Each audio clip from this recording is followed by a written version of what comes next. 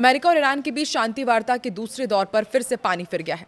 राष्ट्रपति Donald Trump ने अपने प्रतिनिधियों की पाकिस्तान यात्रा को ये कहते हुए रद्द कर दिया है कि वो 18 घंटे की लंबी उड़ान भरने के हक में नहीं है। ऐसे में सवाल अब ये उठ खड़ा हुआ है कि अब आखिर क्या होने वाला है। ट्रंप आखिर चाहते क्या है? क्या ये ईरान का डर है या फिर बात कोई और है? नमस्कार, मैं हूं आकांक्षा और आप देख रहे हैं न्यूज़ 18 का डिजिटल प्लेटफॉर्म। अमेरिकी राष्ट्रपति डोनाल्ड ट्रंप ने ईरान के साथ दूसरे दौर की शांति वार्ता को लेकर पाकिस्तान जाने वाली अमेरिकी प्रतिनिधिमंडल की यात्रा ही रद्द कर दी है। ट्रंप का कहना है कि अमेरिका फायदे की स्थिति में है और ईरान को बात करनी है तो वो खुद फोन करे, हमारे पास सारे विकल्प मौजूद हैं। वहीं ईरान ने अमेरिका की अत्यधिक मांगों को स्वीकार करने से इनकार कर दिया है और संकेत दिया है कि वो पाकिस्तान के जरिए इनडायरेक्ट बातचीत करने के पक्ष में है।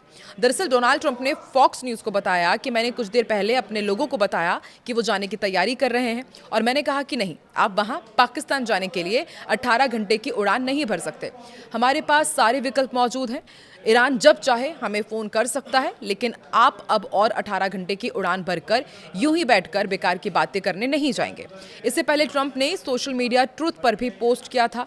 अमेरिकी प्रतिनिधिमंडल की पाकिस्तान यात्रा रद्द करने की जानकारी दी। उन्होंने सोशल मीडिया पर लिखा कि मैंने अपने प्रतिनिधियों की इस्लामाबाद पाकिस्तान जाने वाली यात्रा रद्द कर दी है, जो वो ईरानियों से मिलने वाले थे। उन्होंने आगे लिखा, यात्रा पर बहुत समय बर्बाद होता है और उनके पास इसके अलावा भी बहुत काम है। ट्रंप ने दावा करते हुए कहा कि ईरान की लीडरशिप में जबरदस्त अंदरूनी कलह और भ्रम की स्थिति है। इसके लिए कौन जिम्मेदार है, ये उन्हें खुद नहीं पता।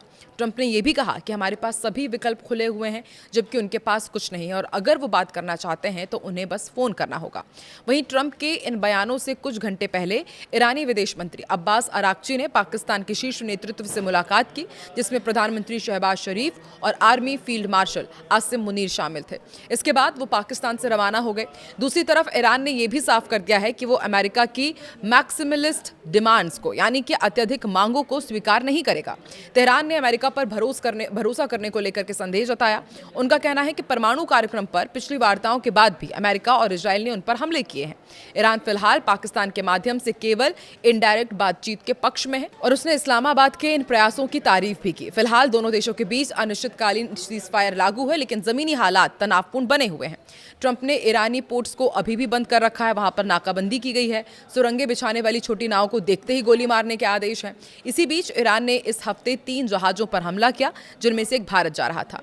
इस संघर्ष और हॉर्मुज की नाकेबंदी के कारण ईंधन, प्राकृतिक गैस और उर्वरकों की कीमत में काफी उछाल देखा जा रहा है। इससे वैश्विक आर्थिक संकट लगातार गहरा रहा है।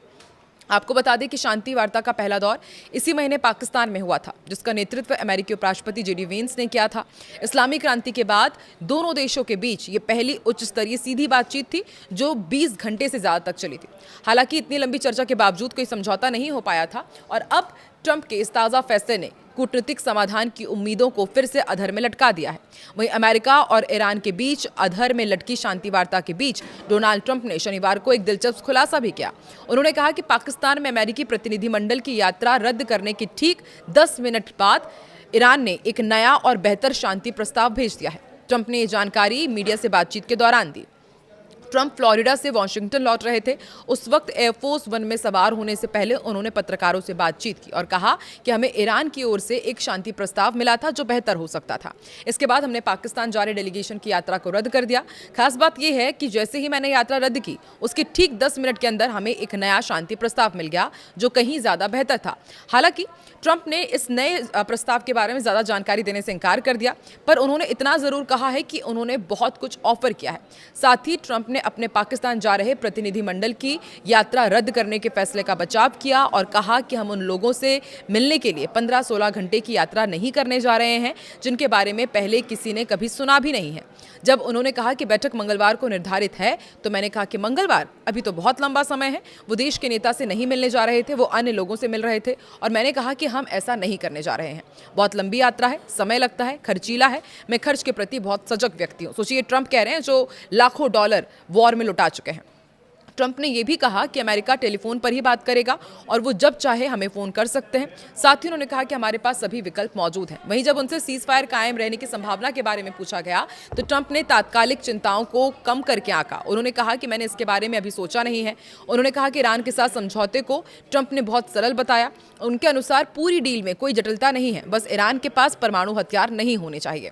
ईरानी विदेश मंत्री अब्बास अराक्ची ने शनिवार को इस्लामाबाद में पाकिस्तानी नेतृत्व के साथ उच्च स्तरीय बैठक के दौरान अमेरिका और इजरायल के साथ युद्ध को स्थायी रूप से समाप्त करने के लिए अपने मांगों की लिस्ट पाकिस्तानी नेताओं को सौंप दी है ताकि इसे अमेरिका तक पहुंचाया जा सके।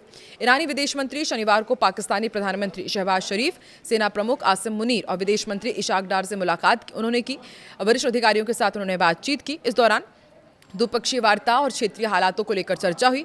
इसके बाद अराक्ची ने सोशल मीडिया प्लेटफॉर्म एक्स पर भी अपने पोस्ट में कहा कि उन्होंने ईरान पर जारी युद्ध को स्थायी रूप से खत्म करने के लिए एक वर्केबल फ्रेमवर्क पाकिस्तानी नेताओं के साथ साझा किया है। उन्होंने हालांकि सवाल भी उठाया कि देखना भी बाकी है कि क्या अमेरिका वास्तव में कूटनीति को लेकर गंभीर है।